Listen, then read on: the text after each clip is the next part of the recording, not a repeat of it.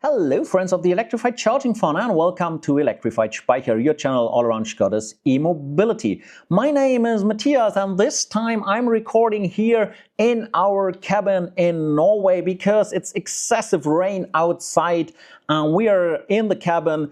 The fireplace is already lit because it's getting quite cold even in summertime, and this is a good opportunity to talk about the new charging tariff within the Powerpass. The Powerpass, well, that is the charging tariff in combination with your Skoda EV, so the Enyaq and the Elroq, yet it is made by Elli, which is a company of Volkswagen. And now we have new tariffs available. If you look at the social media activities of Elli, it seems they are proud like Oscar when it comes to their charging tariffs and what they do for the EVs and for the e-mobility. So here we go.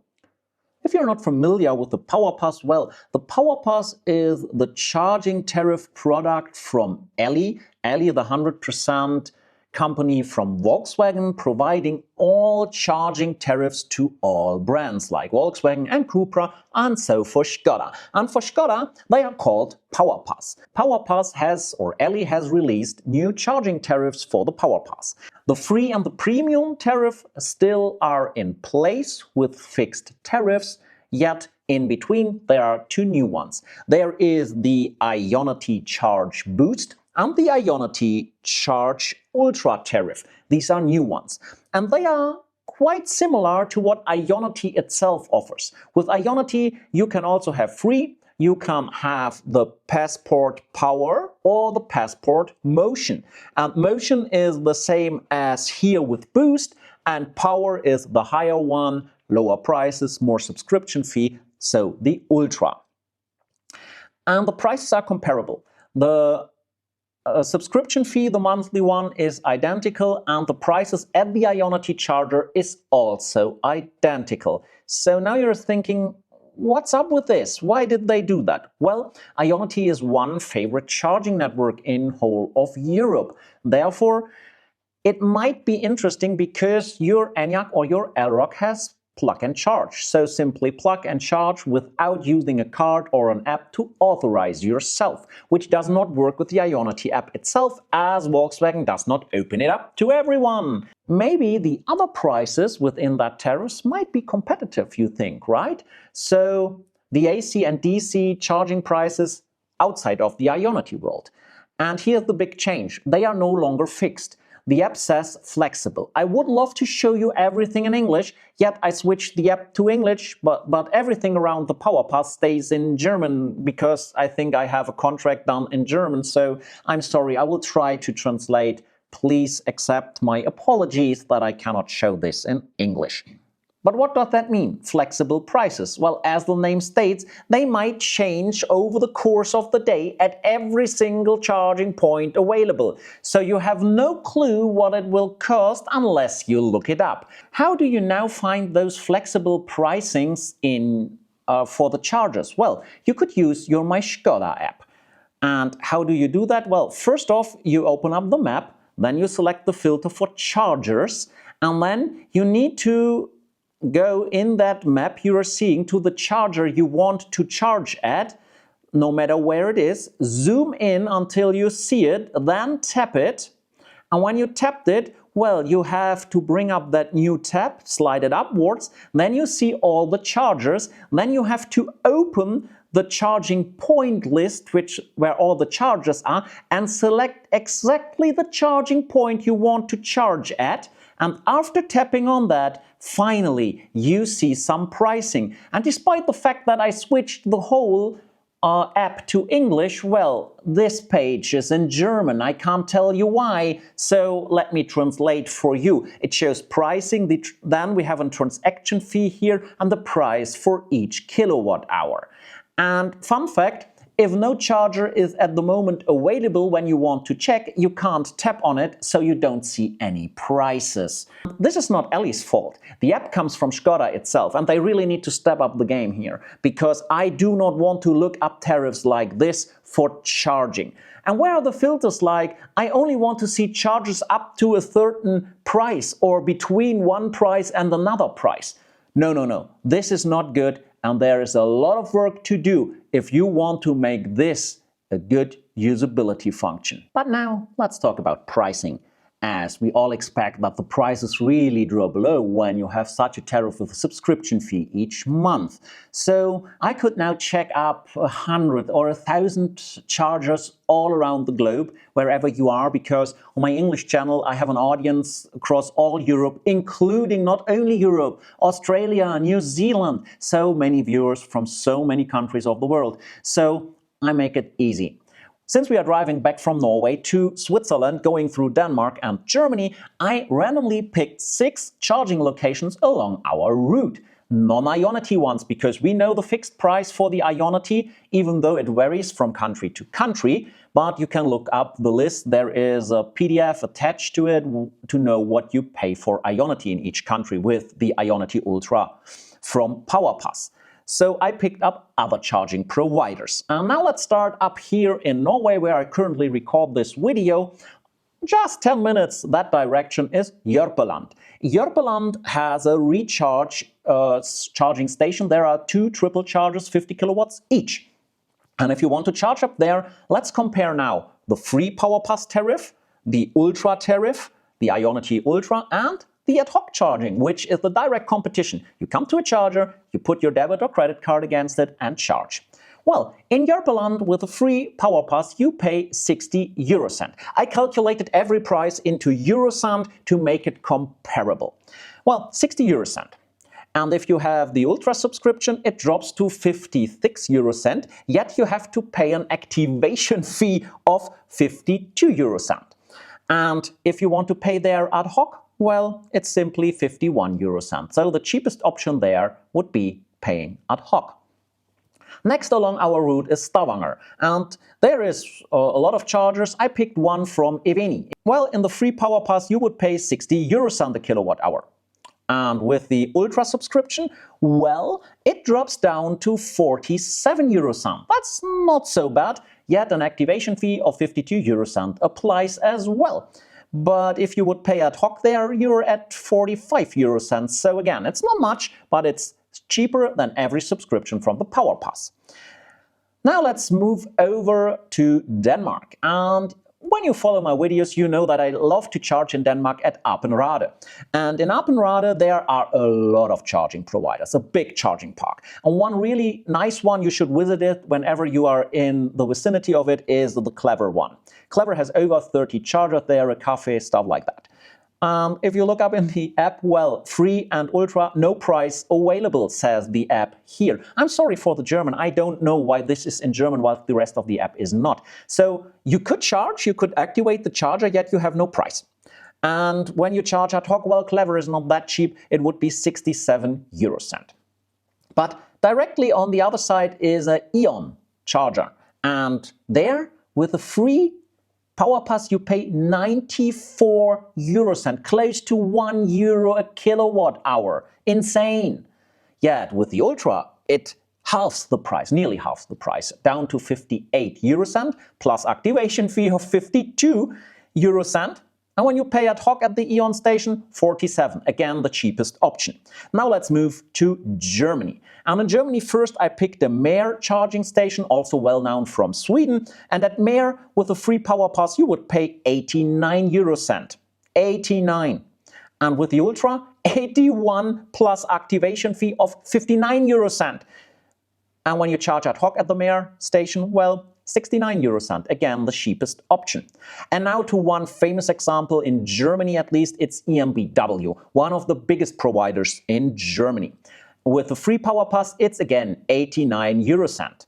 And with the Ultra, 87, 2 eurocent cheaper, yet activation fee applies again with 59 eurocent.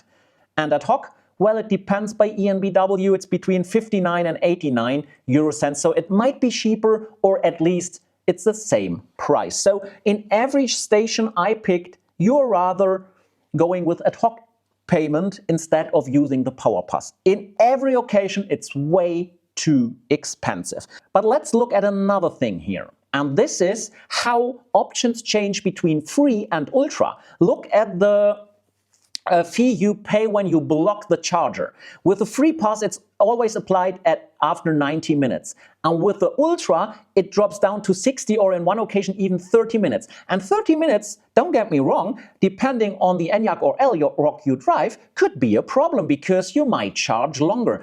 I have no clue what Ellie is doing here, but this does not help electric mobility at all to become competitive and to go broad scale. This is complete nonsense. But this is not only what bothers me, that you now have intransparent pricing. There is even more, because there was an email sent from Powerpass on the 20th of June telling me in German that they done many improvements for their customers. Let me look that mail up. Unfortunately, again, I have that mail only in German. Well, this is just that they have updated their terms of use. And now let's see, this mail is a hoax, it's a joke. In German there it says, we are improving our services. And when you read it, they say, we want to inform you what we do to improve your charging experience as a customer. And then there are some bullet points. And none of this is an improvement for the customer. Every bullet point is just an improvement for Ellie. Well, first off, if you are not paying well and you are 25 euros or more in debt towards Ellie, they are allowed to close your account. What an improvement for you as a customer, isn't it? And the next one, they will reserve a certain amount before charging on your credit card. They will only deduct the amount that you charged, but they reserve a certain amount before charging. Another big improvement for you, right? Giving you more security. Or is it Ellie which gets more security on getting payments? Next improvement, AI-supported customer service. So instead of directly talking to a human, first you will talk to some AI chatbot or something else. Another big improvement, because we all know how good those tools work. Next one. No more commercial or business use. You are only allowed to use it private. Another big improvement for a customer, I'm pretty sure. And now the best one of all, fair usage. So that all users are able to use their service and to minimize fraud. Yes, they stated like fraud here. They have set the amount of charging per month to 300 kilowatt hours. So excessive monthly charging volumes, for example, over 300 kilowatt hours, can lead to a closure of your account. Wow, this is what all customers were asking for. Getting a limit on how much they can charge when they buy a subscription. Wow, this is awesome. I've waited my whole life for something like this. Now let's scroll through the terms and condition to that exactly point where it states 300 kilowatt hours. And if I translate it, well, they say that they have the right that customers who are not compliant to their terms and conditions, after individual check, are allowed to have a lock on their account or get their account even closed. And this also applies for unusual using of the charging service, especially with an irregular charging volume monthly for over 300 kilowatt hours. An individual check will apply under circumstances like how often you charge, how often you access 300 kilowatt hours, the whole charging energy, registration data, and other usage patterns. What does that mean? You do not even have any security with this as a customer. You only have that simple value of 300 kilowatt hours, nothing else. This is madness. And therefore, just do the calculation. What do 300 kilowatt hours mean? And when do you use such a tariff? You use it when you have to charge a lot external. When you go on a long travel. For example, our trip Switzerland to Norway already exceeds the 300 kilowatt hours and we didn't even drove home. Or let's put it in another perspective. If you've got an Enyaq 85 or an Elrock RS, so the big battery, 10 to 80% means around, well, let's say 55 kilowatt hours, so 6 chargings a month. is already exceeding their limit, 6 a month. Or in another perspective, if you use around 20 kilowatt hours 100 kilometers, this means 1,500 kilometers a month or 18,000 kilometers a year. This is excessive use. This is normal usage. This is not even much. And not only I was asking about the 300 kilowatt hours limit, a lot of you did so as well. And Skoda heard the call. Well, to be honest, the social media team of their closed Facebook group of the Skoda EV launch heard that call, and they answered. Just to be clear, they communicated to not even 8,000 customers. More are not in that closed Facebook group. No other communication was done, at least not that I know. How many Elroqs and Enyaqs are sold? 400,000, 500,000? So they reached out to 1.5 or 2% of their customers. PR job well done, really, Skoda. But what did they write? I looked it up. Well, first off, they wrote that the 300 kilowatt hours is not a hard limit. So it's a soft limit, but you don't know how soft it is or what is the rule of thumb here. They don't state this. Then they say occasional usage, high usage is fine. So occasionally stepping over 300 kilowatt hours is perfectly fine. I totally understand that you want to protect yourself from a commercial use. But you have there another passus, another statement in your terms, so this is not needed to protect you from commercial use because this is excluded on another part of the terms. And you do not want account sharing because this is also not allowed. We talk about that in a minute. So why put it in the terms then? Now let's move to another part, and this is account sharing. Account sharing is not allowed. But what does that mean when you look the terms and conditions up? Well, your charging subscription is bound to a person. It's your personal charging tariff. So, because you are their partner in the contract. You, with your contract, can charge every EV unless you use it commercial, how you like. Your own one, when you get a spare car from the dealer, the Tesla from your friend. Nobody cares as long as you do the charging. But what is not allowed is, for example, that your wife uses your Powerpass to charge your car when you have just one car in your household. So you've got one Enyaq and you and your wife drives it. Well, you are the only one who is allowed according to the terms. And this is not a real use case. To be honest, this is so far out of this world. This simply does not make any sense. Of course, this is theory. When it comes to practical use, it's hard to see that you and your wife use the same charging subscription unless one would charge in London and the other one would charge in Edinburgh, and between that is only 10 minutes. So I would have loved to show you how easy Plug&Charge works when you've got a Powerpass subscription, yet it's not working. This is not the fault of Ellie though, because Powerpass and Plug&Charge definitely works quite well. This is the problem of my Enyaq, of the Skoda implementation or the Cariad or Volkswagen, whatever you want to call it, implementation of Plug&Charge. Let me show you something. As you know, I am driving a press car, a PR car, to showcase the new Skoda Enyaq on our Norwegian road trip. This is not my own car, and therefore I'm not the main user. How should I? Within this car, the main user is press. I'm just a second user. And as soon as when you're the second user, well, guess what? You do not have the Plug&Charge option any longer available. See here under charging, excuse the German please, but within here you see everything but no Plug&Charge. And then it came to me, well, let's have a look at my app, and there you go, Plug&Charge not activated. But this is because here I am with my own car.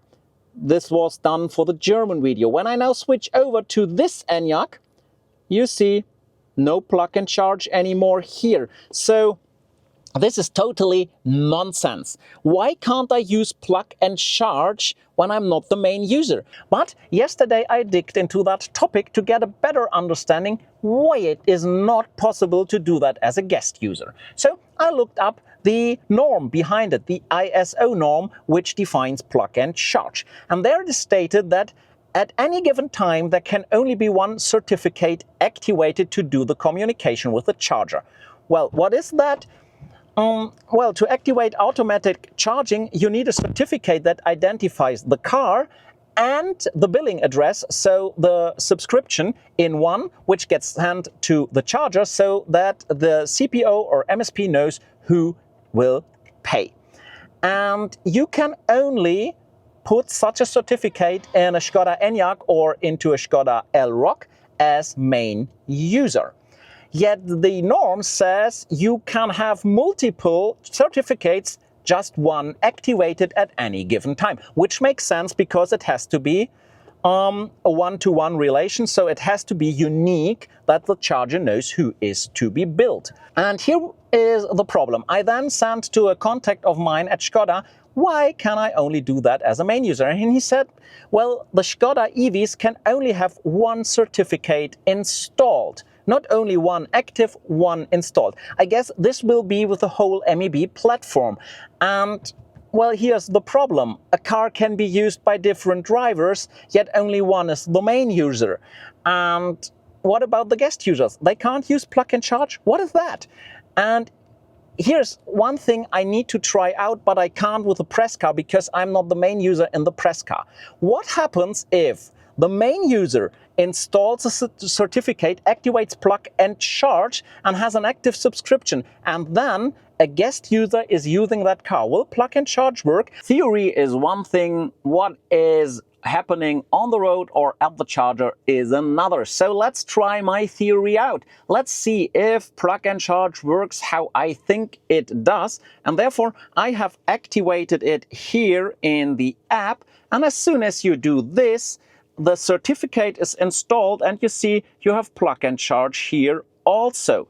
This means that the certificate, when you go through the process of the Plug&Charge installation, that your unique identifier of the car is combined with your charging tariff and your personal unique identifier and uploaded to the car. To test this, I made a second MySkoda account. So now I have my primary account, which is now registered in the car, and I have a second account, a test account, where it can switch to. And now we will see if the test account is able to use Plug&Charge of the primary user or not. And therefore, let's go to the Ionity charger now. As you saw, I just plugged in and charged. It's working like charm now with my main user, with the primary user of my car, and with my Powerpass Ionity Ultra tariff. And that is what I wanted to prove to you.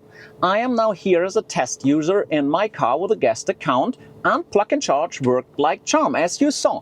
And I'm now charging with the charging tariff of the other account. Also, I have the option to deactivate Plug&Charge, yet I have no option in my app to add my own certificate, my own charging tariff.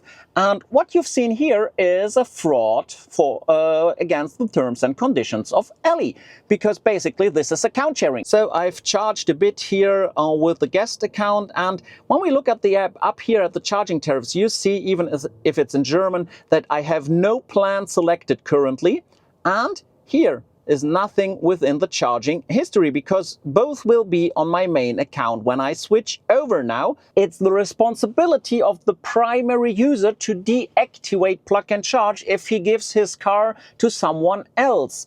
Or if this is a rental car, you run into the next problems. Maybe you even can't become the main user. And so if you not do this as a main user, well, it's the responsibility of the guest user to deactivate Plug&Charge to not violate the terms and conditions. This is nuts. This simply does not make sense, because this should be a smooth experience. Everything within this system comes from the same company, from the Volkswagen Group. So CARIAD, Skoda and Elli should stick together and make this a good solution. Yet it seems they are not talking to each other. But now let's move on to the conclusion of this and to the judgment, what I think about this whole experience. So let's draw a conclusion here, and I will tell you what I think about all of this. I have a lot of notes here, so I will look up them here and to have everything in the video. Well, First of all, the idea behind all of this is really a good one. Ionity for the same price as with the Ionity subscriptions itself, but with Plug&Charge and, if needed, a charging card, and everything in one app where you also have your Ionity chargings in your charging history with the amount you charged and the price. That's awesome. That's a great idea. But that's it. It is an idea. And the implementation has gone wrong, in my opinion, because outside of the Ionity system, it's still way too expensive. And I would not even recommend this to you as a backup. As a backup, try ad hoc charging because you go cheaper, as my example proves. And for me, the whole solution is unusable. It's way too complicated and it's intransparent. First, you have to check at every charger the price outside of Ionity to see how much you have to pay. And you can't do that in your route guidance. You can do that in the Powerpass app in your Skoda Enyaq or Elrock, but for me, this never worked. There was never a price shown. So you have to take the MySkoda app for that. And you saw how flimsy it is to get to the price, how many steps you have to go through. And finally, you have even to select a free charging point to see the price, only to get a price for 30 minutes.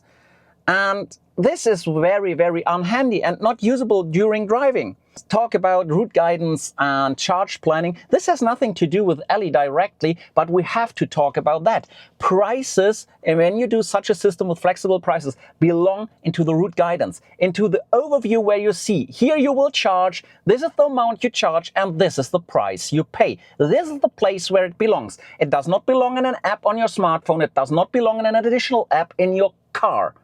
And you will need the right filters for that. So a price filter, like please plan the least expensive route, or I only want to spend X amount of money per kilowatt hour, plan accordingly.